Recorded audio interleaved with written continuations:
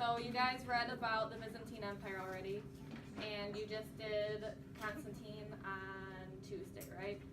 So can someone remind me, what did Constantine do to try and, bring the empire back, to make it strong again? What were some of the things? Yeah, go ahead. He wanted to move the capital city to a different location because the Roman Empire, like in Rome, it was struggling, so he wanted to move it more east. Yeah, that's good, thank you. So what else besides he moved the capital? Okay, go ahead, Caitlin. He wrote a new constitution. Yes, he did, very good. He wrote a new constitution. So he did quite a few things to try and bring the empire back.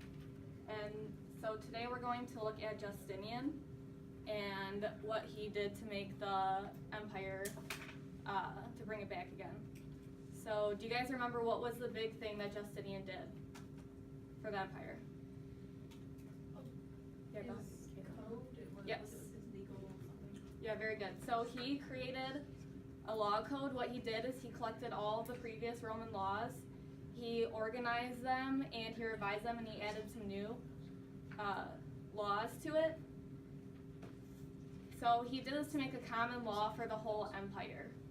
And so now what we're going to do today is we're going to take a look at some of the laws that he put in this common law, and we're going to compare it to our student handbook that we have here at Oxford.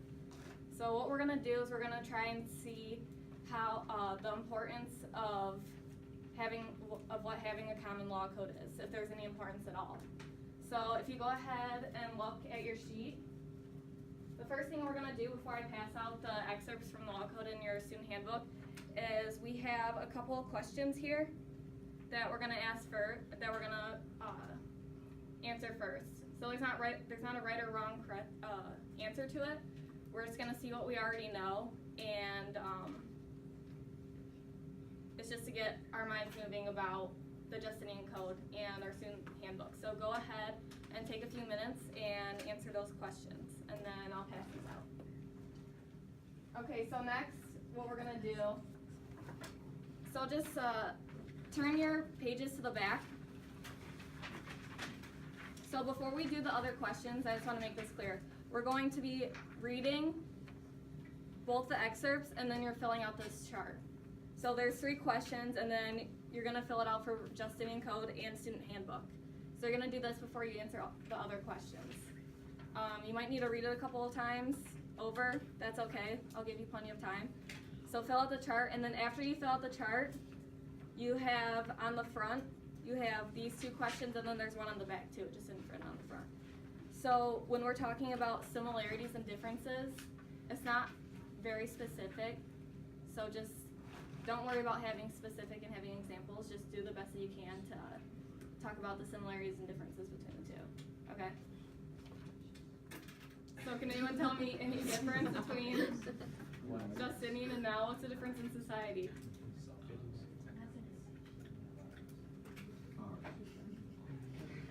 Yeah, cars.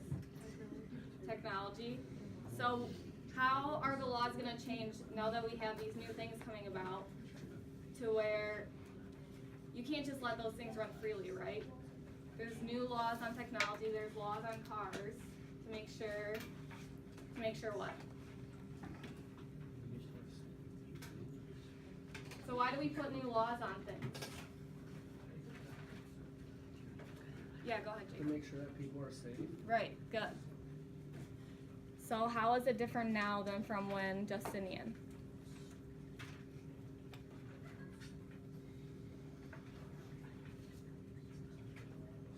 Yeah, go ahead, Austin.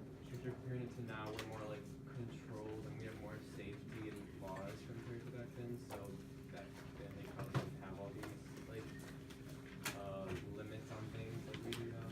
Yeah, that's really good, thank you. And then lastly, do you guys think that your school has the right to enforce a law put on you? No. Yeah? Kind of. For sure, yeah.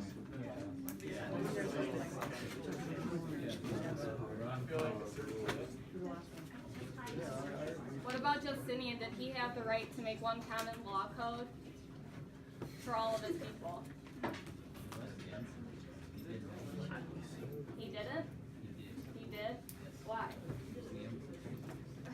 just because you're a member means you get to do whatever you want?